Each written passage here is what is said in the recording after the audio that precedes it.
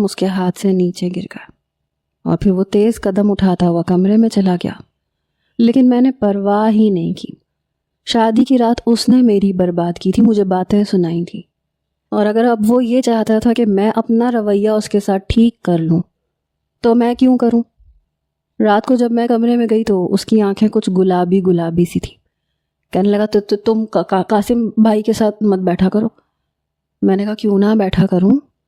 کہنے لگا میں نے کہہ دیا نا، آج کے بعد میں تمہیں قاسم بھائی کے پاس نہ دیکھوں۔ وہ کافی سنجیدہ تھا۔ میں نے کہا پتہ نہیں میری اماں نے میری شادی تم سے کیوں کر دی، نہ تمہیں ٹھیک سے بات کرنی آتی ہے، نہ تمہیں ٹھیک سے نظر آتا ہے۔ میں اتنی بھی بری نہیں تھی۔ مجھے افسوس ہونے لگا، میری آنکھوں سے آنسو بہنے لگے، مجھے اس شادی پہ پچھتاوا ہو رہا تھا۔ میری بات سن کے کہنے لگا امی تو کہتی تھی کہ تم میری بیوی ہو، تمہیں میں برا نہیں لگوں گا۔ میں نے کہا تم نے میرے ساتھ کیا سلوک کیا تھا شادی کی رات، یاد ہے تمہیں؟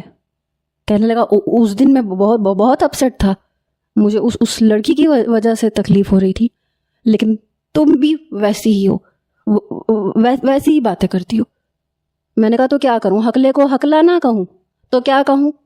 پتہ نہیں مجھے کس بات کا خود پہ گھمنڈ ہونے لگا تھا، شاید قاسم کی تعریفوں کا۔ میں اپنے آپ کو کچھ سمجھنے لگی تھی۔ فخر کہنے لگا میں اپنے رویے کی تم سے معافی مانگتا ہوں۔ وہ شاید میرے قریب آنا چاہتا تھا۔